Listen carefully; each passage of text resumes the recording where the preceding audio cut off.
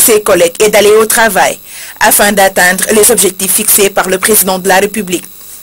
Signature d'un accord de convention entre la Banque mondiale et le gouvernement du Sénégal, c'est 8 milliards de francs CFA, c'est le montant destiné à l'implantation des centres d'excellence à l'université Cheikh Anta Diop de Dakar. La cérémonie de signature s'est déroulée ce matin entre le ministre de l'économie et des Finances et les partenaires de la Banque mondiale. Le compte-rendu est signé à Wandiaï.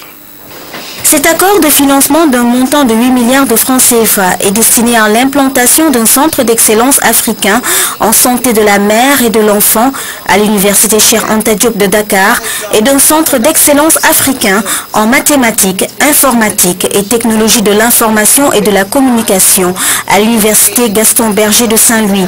Ce projet va permettre de renforcer les capacités de ces universités. L'idée des centres africains d'excellence est de permettre de fournir un appui technique et financier ciblé à des établissements d'enseignement supérieur avec un grand potentiel pour leur permettre de se positionner comme centre de référence en Afrique et pourquoi pas dans le monde. Le mandat de ces centres est de produire une recherche appliquée de qualité dans leur domaine. Le gouvernement du Sénégal et la Banque mondiale accordent une importance particulière au secteur de l'enseignement supérieur. La coopération avec la Banque mondiale ouvre des perspectives intéressantes. Je voudrais saluer cette initiative puisqu'elle consacre dans deux domaines importants du plan Sénégal émergent l'existence d'une excellence de recherche au niveau du Sénégal. La question de la santé, de la mère, de la famille et de l'enfant, la faculté de médecine, de pharmacie, d'odontostomatologie, qui est la faculté mère en Afrique francophone des facultés UFR des sciences de la santé. L'importance du financement ainsi prévu pour ce projet se justifie par les nombreuses attentes de notre pays dans le secteur de l'enseignement supérieur. Par ailleurs, cela démontre l'intérêt que le gouvernement du Sénégal et la Banque mondiale accordent aux 10 secteurs. Madame la directrice des opérations pour le Sénégal, je voudrais une fois de plus saisir cette occasion pour magnifier le caractère multisectoriel des interventions de votre institution. La Banque mondiale intervient dans plusieurs secteurs. Grâce à ces crédits, l'institution accompagne le gouvernement pour la réalisation des objectifs de développement économique et social. Dans le cadre de la réhabilitation de la RN6, MCI Sénégal a introduit dans son programme des activités sociales. Toutes les localités traversées par cette route bénéficient de retombées de ce projet, nous dit Bachir Ba. Anna Sambou a investi dans l'aviculture. Son projet a connu un coup de pouce avec l'argent reçu du MCA, une somme en compensation du préjudice subi à cause du programme. La réhabilitation de la RN6 a emporté une portion de sa demeure. Pas lente, pas embêtant. Je ne m'attendais pas à recevoir cette somme. Au début, mon mari et moi, on disait aux enquêteurs, ça va, on va céder la place. Mais par la suite, ils nous ont dit non, ce n'est pas une question de céder. Donc c'est le bureau qui a décidé d'indemniser les gens. Donc, vous ne pouvez pas faire l'exception. Les personnes affectées indemnisées, les écoles situées sur le tronçon clôturé et des bâtiments construits et offerts à des personnes démunies, c'est aussi cela le programme. Il y a des marchés, dont le fameux marché de Diaobé, que nous allons réhabiliter, toujours dans le cadre du projet.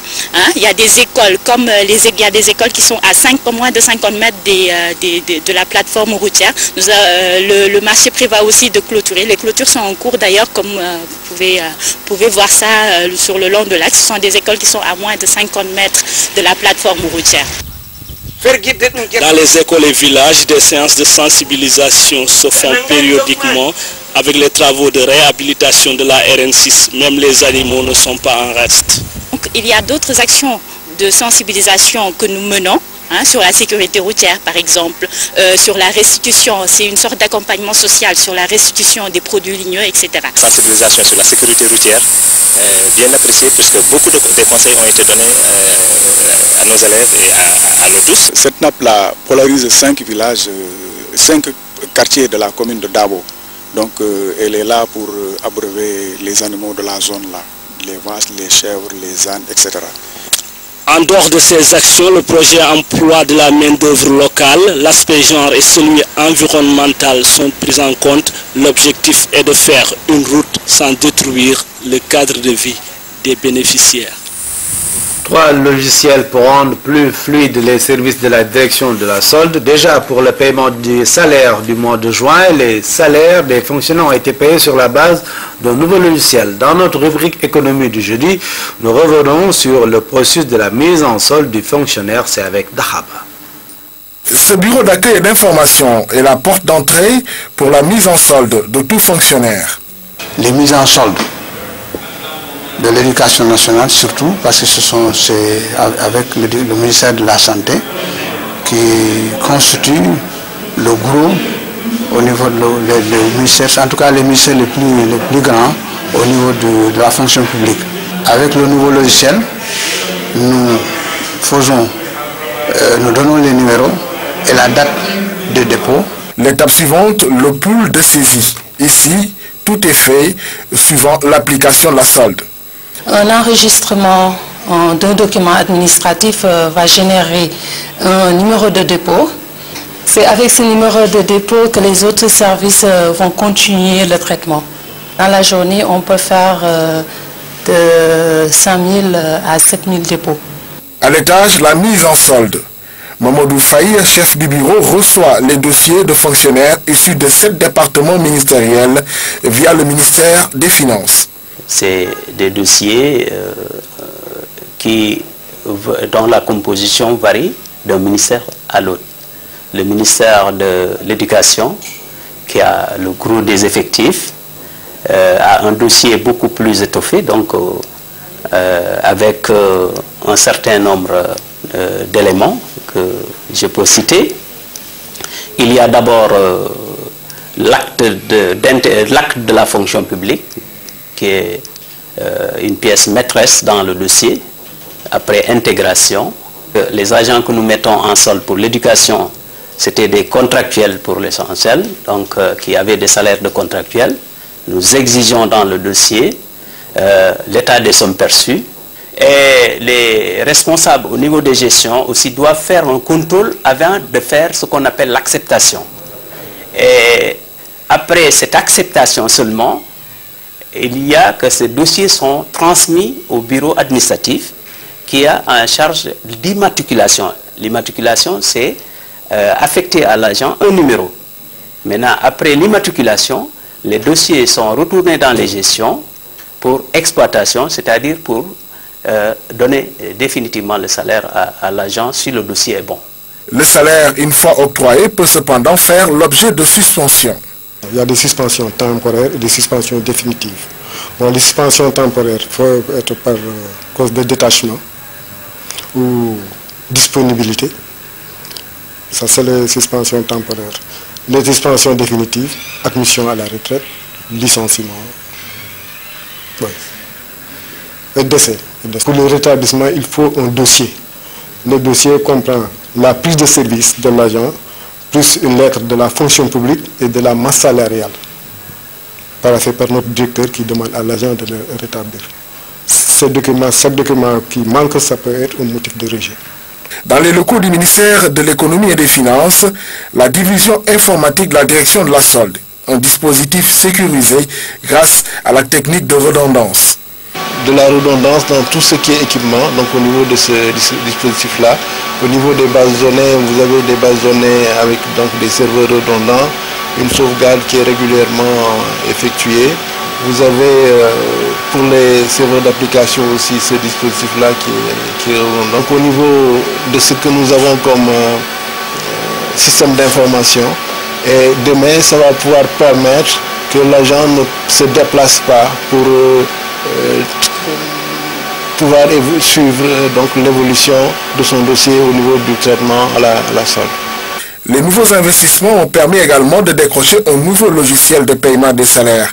Les fonctionnaires ont perçu ce mois de juin sur la base de ce nouvel outil. Notre challenge, c'est de payer correctement les salaires sans incident majeur sur la base du nouveau logiciel. Et dans les mois à venir, nous allons déployer 2 autres modules. d'une importance stratégique, en l'occurrence le module hospitalisation, c'est-à-dire la prise en charge médicale des agents de l'État connus sous le vocable imputation budgétaire. Et ensuite, nous allons également mettre en production un autre module qui est destiné à gérer les frais, les dépenses de transport des agents de l'État ainsi que les élèves qui sont membres de leur famille. Des innovations qui n'ont pas attendu la fin de la rénovation de la direction de la solde, des pensions et des rentes viagères, des nouveaux locaux dont la réhabilitation suit son cours. Rubrique économie signée Dahaba, c'était sur donc le processus de la mise en solde des fonctionnaires et un focus sur ces hommes de l'ombre qui facilitent le paiement des fonctionnaires du Sénégal et qui abattent donc un travail formidable. L'orientation des bacheliers dans les universités se fait depuis l'année dernière en ligne via Campusen. La plateforme a été testée des années avant son lancement et il permet une orientation plus rapide et transparente des bacheliers, même si certains étudiants contestent la fiabilité du système. C'est dans l'UNFAL. Pour être orienté dans les universités, il faut désormais impérativement s'inscrire en ligne. Campusen est la plateforme conçue pour faciliter l'orientation des bacheliers. L'avantage de Campusen, en fait, ça permet une orientation très rapide donc dans tous les établissements. Donc ça a été testé plusieurs fois et c'est très très fiable. Certains étudiants ne sont pas convaincus de la fiabilité de la plateforme. J'ai choisi en premier lieu maths et en second lieu PC. Il s'est trouvé que je suis orienté en sciences juridiques. Évidemment, si vous avez un premier choix et que vous n'avez pas été élu dans ce premier choix, parce qu'il faut jouer le jeu, c'est une sélection, c'est un concours, vous allez compétir avec tous ceux qui ont eu cette discipline comme premier choix. Si vous n'êtes pas élu dans ce premier choix, on va examiner votre second choix. Et ainsi de suite. Jusqu'à arriver au choix où vous êtes éligible, évidemment, on vous élit à ce niveau-là. 18 choix sont proposés aux élèves de terminale, 3 dans chacune des 6 universités. Ils sont nombreux ces étudiants qui interpellent chaque jour la direction de l'enseignement supérieur qui, pour solliciter une réorientation, qui d'autres d'amples explications. On a reçu ici beaucoup d'étudiants, par exemple, qui ont fait une série S2, qui se sont retrouvés en droit ou en sociologie. Si c'est le cas, ça veut dire simplement que c'était dans les 18 choix qu'ils avaient opérés. Et que partout ailleurs, ils n'avaient pas été éligibles. Donc s'ils sont éligibles en sociaux, nous les mettons en sociaux. Quand bien même ils ont un bac scientifique. Et parfois, vérification faite, on voit que ce sont des bacheliers qui, au premier groupe, n'ont pas eu la moyenne ni en physique, ni en SVT, ni en maths. Ils sont arrivés, ils ont réussi au second groupe et ils sont allés au second groupe grâce à des notes de français et d'histoire géo qui ne permettent qu'une orientation en sociaux ou par exemple en droit. À la direction de l'enseignement supérieur, on conseille aux élèves de terminale de faire les bons choix et de ne surtout pas négliger les autres universités implantées dans les régions. L'Association des juristes sénégalaises a reçu la visite du ministre des Affaires étrangères des Pays-Bas, Frans Timmermans, accompagné de l'ambassadeur des Pays-Bas au Sénégal, a signé un partenariat avec l'AGS, une façon de contribuer à la bonne marche des boutiques de droit mises en place par l'association. Le compte rendu est signé Aïda Mamadou Diop. 8 millions de francs CFA, c'est la somme octroyée à l'Association des juristes sénégalaises. À travers cette contribution, les Pays-Bas veulent appuyer l'AGS dans sa mission d'assistance judiciaire. Il faut garantir l'accès à la justice. Et la boutique est un exemple primordial pour la lutte pour le renforcement de la position de la femme. Et c'est pour ça que les Pays-Bas veulent soutenir la boutique. Faire de l'AGS une organisation de référence, tel est l'objectif assigné à cette structure. Avec cette aide, l'association va financer les activités des boutiques de droit. C'est un appui sur plusieurs plans. D'abord sur le plan matériel, avec du matériel logistique, des ordinateurs, la bibliothèque aussi, on en a bien besoin, donc aussi sur le plan bibliothèque, un apport pour renforcer les capacités de nos membres en écoute, justement, une formation au counseling et aussi tout ce qui a trait aux activités de la boutique, les consultations juridiques. Créée en 2008, la boutique de droit de l'AGS propose des consultations juridiques à des citoyens et citoyennes qui en expriment le besoin. En plus des boutiques de droit de la Médina et de Pikine, l'AGS prévoit d'en créer d'autres à travers le Sénégal. Dans notre série de reportages consacrés au Ramadan, nous nous intéressons aujourd'hui aux éleveurs, un métier difficile, surtout quand on doit jeûner. À Dara Djolof, chaleur et absence de végétation sont les principales difficultés des pasteurs peuls. Malgré le Ramadan, ils font des kilomètres à la recherche de pâturage. Hamidou Diop. Le Ramadan de l'éleveur n'est pas du tout repos. Pour Biran, un jeune pasteur de Dara Djolof, la journée commence à 9h du matin. Les bêtes sont rassemblées direction la forêt, une zone aride sans arbres, un espace qui n'offre aux jeûneurs aucune possibilité de repos. Dans cet endroit hostile, la minute dure des heures. Biran, notre jeune éleveur, confie que la situation n'est pas simple. Le métier de pasteur en période de Ramadan, c'est vraiment pénible. S'abstenir de manger pendant tout ce temps, c'est dur. Quand je suis fatigué, je cherche un abri de fortune, un arbre, une chaise, ou tout ce que je peux utiliser.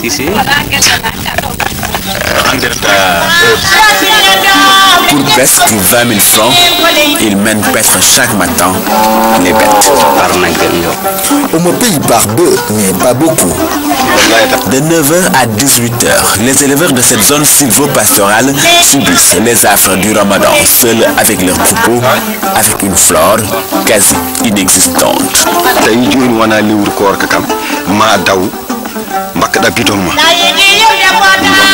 Si nous ne sommes pas en période de Ramadan, on a la possibilité d'emporter une goutte d'eau pour boire de temps en temps. Sika yeri ci bidon ma hu ma yi winde wala potta jogo wala njahat say torota ndiyam kadi bada avec kibbe acuk yakka. 18h approche, l'heure de la rupture se dessine, le temps des préparatifs. Dans ce milieu peul, les femmes sont chargées de traire les vaches et c'est aux petites filles de préparer le ndogu. Akini hu lekki ala hundi wana do bum ala kilima bo ka dare tana dogal yow. Le climat est hostile, la privation commence à 4h du matin jusqu'à presque 19h. Au retour, tu es tellement fatigué que tu ne peux même pas manger. Tu passes tout ton temps à boire de l'eau. Sika yottima awadi nyamata be daaki ndiyam jarata ndiyam jar ndiyam nyal Allah de wone kon dom ko wone kon dom khas on weedam ndiyam hadani hakkilta nyamde ya tan ko ndiyam da. Biran, après une journée passée sous le chaud soleil, rejoint les siens pour les besoins de la rupture du jeûne. Au menu, un peu de café tout bas, car la fatigue passe par là, dur de manger à volonté, alors que la prière attend tout près. Hamidou Diop qui a partagé les rigueurs du Ramadan dans ces localités avec ses éleveurs de Dara. À quel âge peut-on commencer à jeûner? Les avis divergent selon les interprétations médicales ou théologiques. Nous avons tenté d'en savoir plus en suivant des enfants qui depuis des années observent le Ramadan au Minor. Pour ce Ramadan 2013 qui coïncide avec les vacances scolaires, certains choisissent de tromper la faim à la plage. Pour Mohamed et ses amis, point de baignade, mais ils ne s'ennuient pas pour autant puisque leurs journées sont bien remplies. Le matin, on est parti à l'école coranique. Quand on est revenu, on est parti chez LH. Maintenant, on nous a envoyé, on a fait des courses. On est parti à la case des tout-petits et on est venu chez Bass. Chez Bass, le reste de la journée s'écoule entre discussions et jeux vidéo, mais pas question de rater une prière. Des prières qui sont toujours suivies de Khassaïd.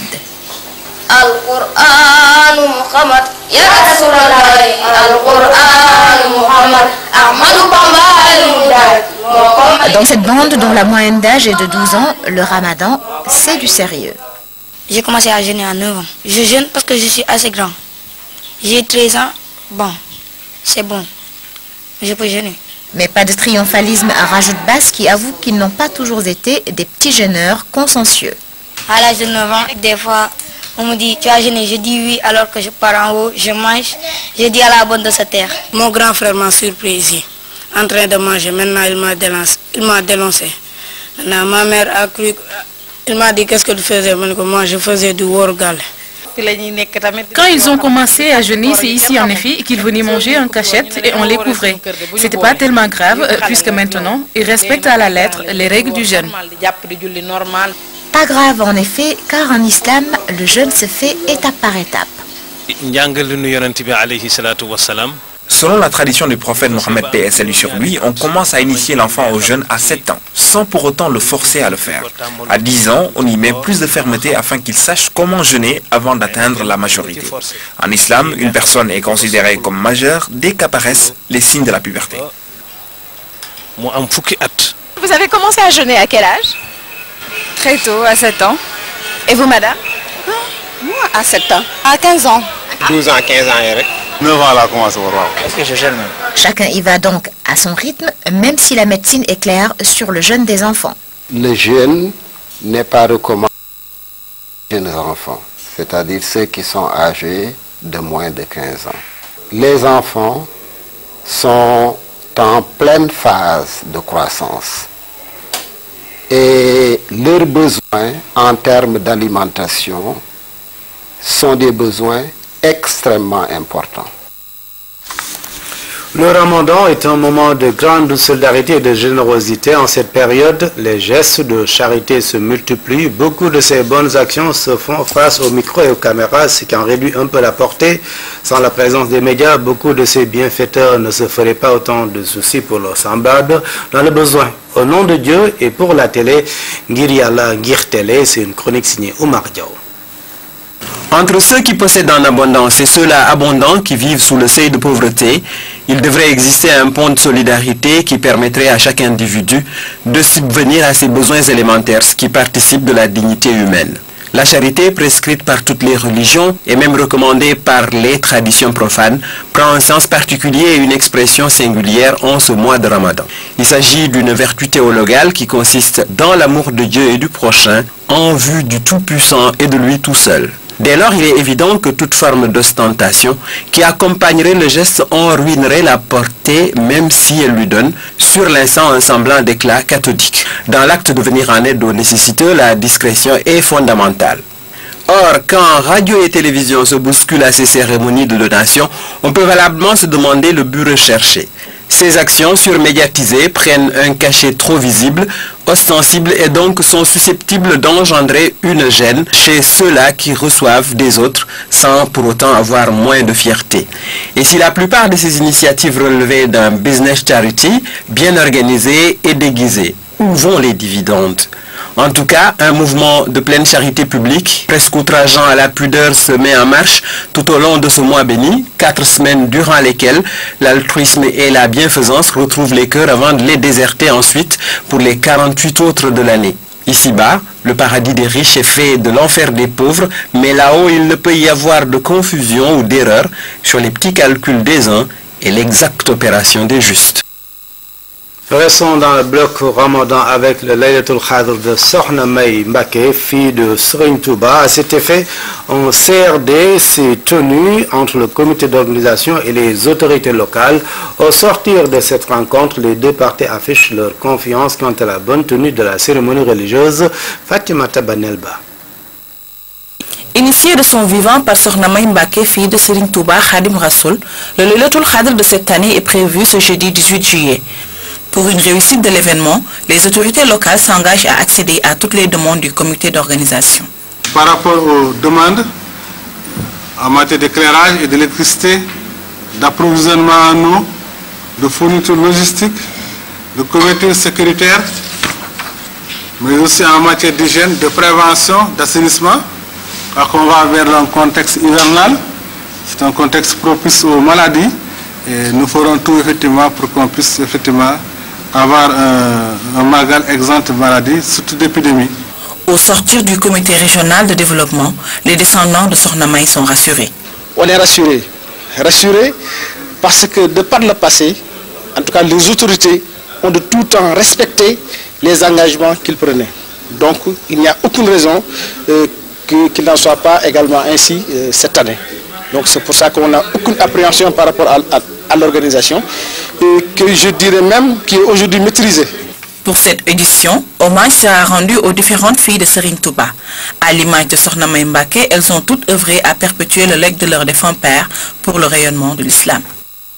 Je vous le disais en début de journal, le président Macky Sall prend part aux travaux de la 45e session de la conférence des chefs d'État et de gouvernement de la CEDEAO, un sommet qui est consacré à la monnaie sous-régionale, à l'intégration ainsi qu'à l'examen du rapport sur les activités de l'institution.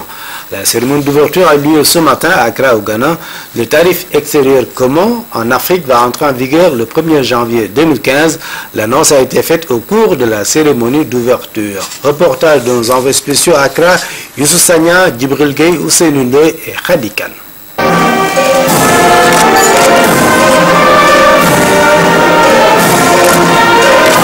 45e session ordinaire des chefs d'État et de gouvernement de la CEDEAO, au menu des discussions le volet de l'intégration, ainsi que l'examen du rapport sur les principales activités et projets de la communauté au cours du premier semestre de l'année.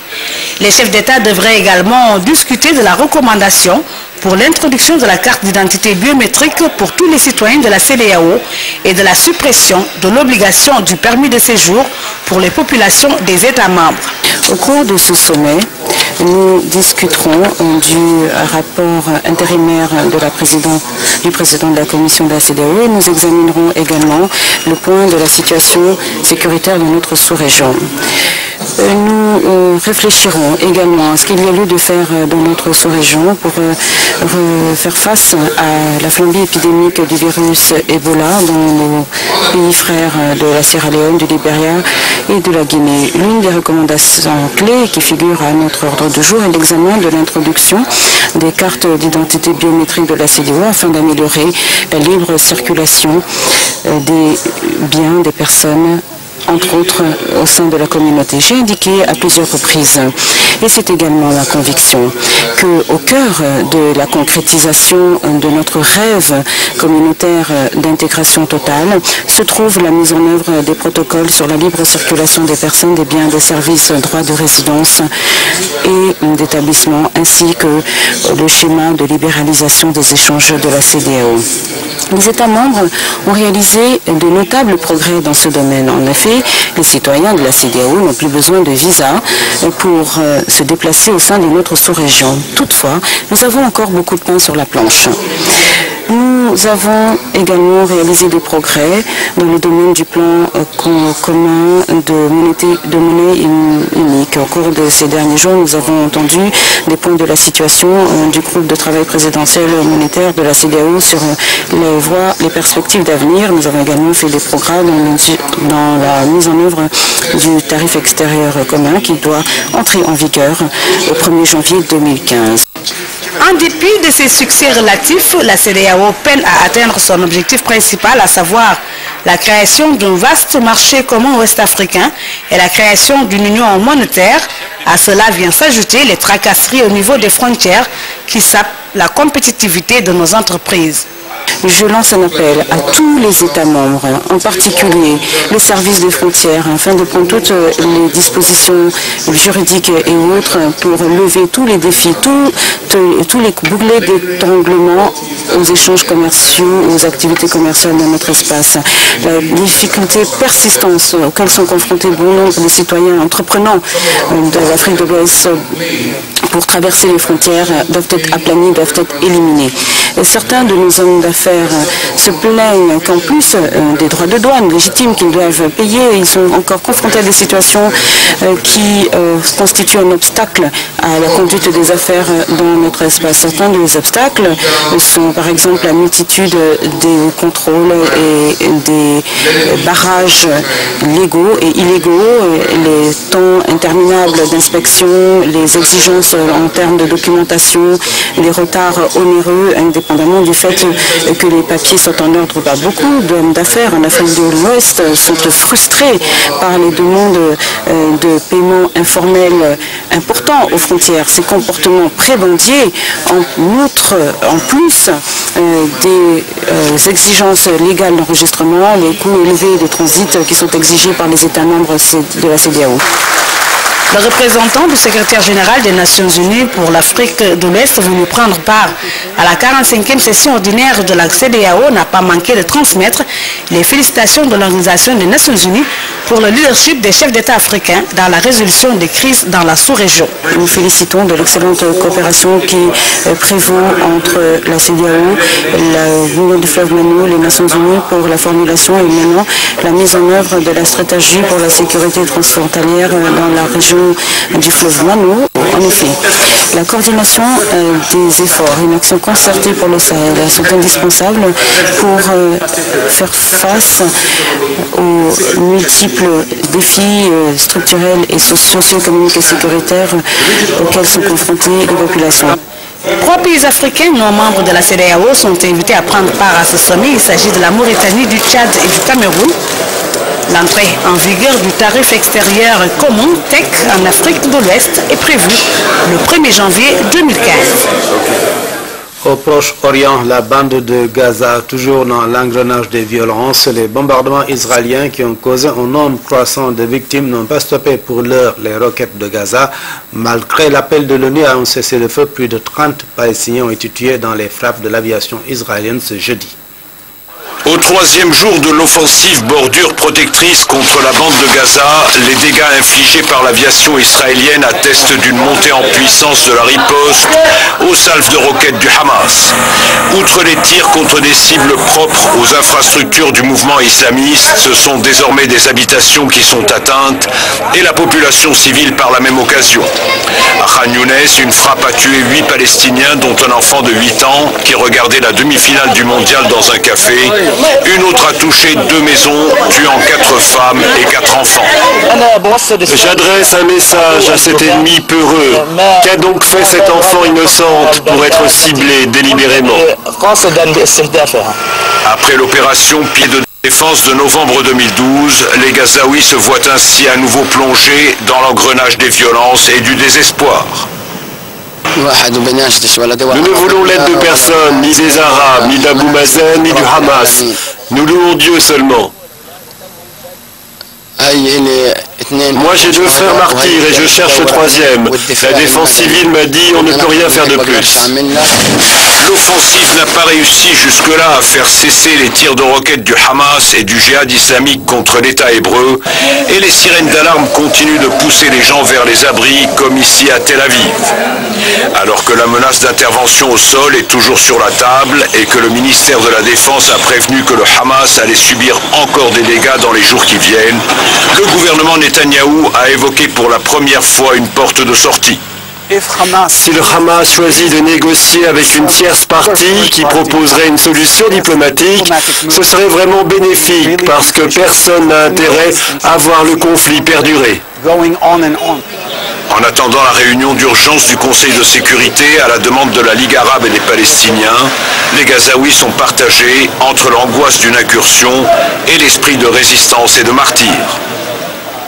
Sport à présent, basket dans la famille de la balle orange. L'heure est à la préparation de la Coupe du Monde, une compétition à laquelle prendra part le Sénégal. Le staff technique des Lions entend s'y prendre très tôt pour mettre la sélection dans les meilleures conditions de performance. Cheikh Sarr a décliné hier sa feuille de route dans la préparation du tournoi et aussi expliqué ses choix en ce qui concerne les 23 joueurs sélectionnés.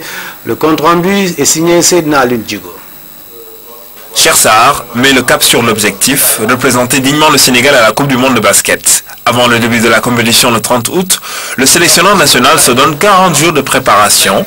Début du regroupement le 20 juillet avec au total 22 joueurs présélectionnés.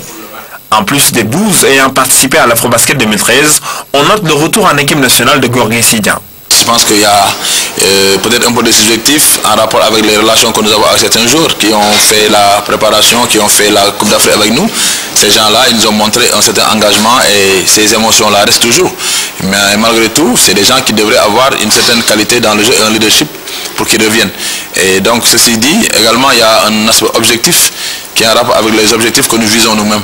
Et c'est ces raisons qui nous ont poussés, en dehors des qualités techniques, tactiques du joueur, et le projet de jeu que nous avons et le projet de groupe, d'équipe du moins que nous avons, parce qu'on parle de groupe, on n'a pas d'équipe. Donc c'est le groupe qu'on a pour l'amener à un projet d'équipe fiable.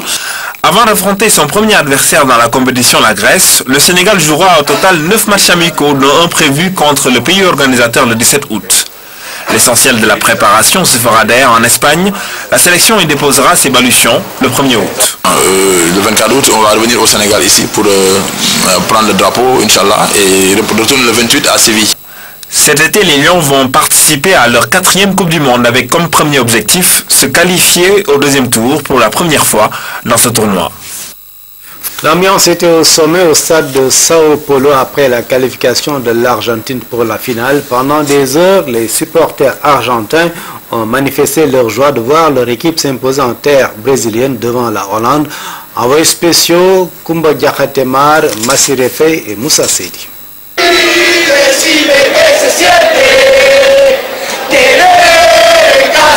Chanter en chœur, c'est la meilleure manière pour les Argentins d'exprimer leur joie de voir leur équipe se qualifier pour la finale. Je suis heureux, je suis libanais, je suis argentin, je suis ivoirien, je suis un citoyen du monde et je suis heureux pour l'Argentine.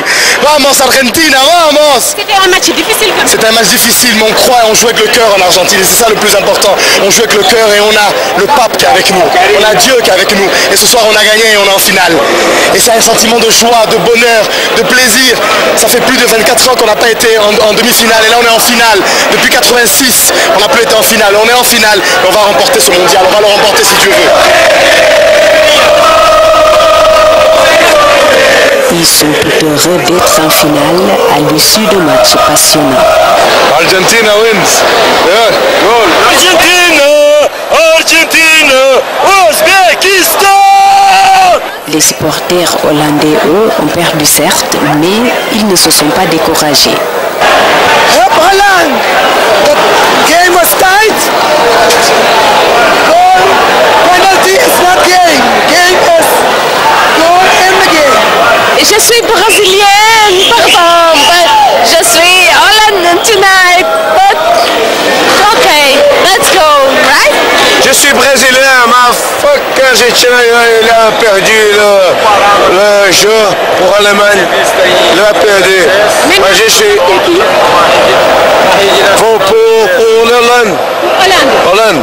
À l'occasion de ce match, les Brésiliens sont venus en masse pour soutenir les Néerlandais en attendant de se retrouver à Brasilia samedi en tant qu'adversaire. La finale de cette Coupe du Monde aura lieu ce dimanche. Allemagne-Argentine, ce sera à Maracanã, le mythique stade de Rio de Janeiro. À noter que la petite finale au match de classement opposera samedi le Brésil, pays hôte, à la Hollande. Des rencontres que vous pourrez suivre en direct sur nos antennes radio et télévision. Mesdames et messieurs, c'était tout pour cette édition de 20h au Sénégal ou à l'étranger. Merci de nous avoir suivis et bonsoir.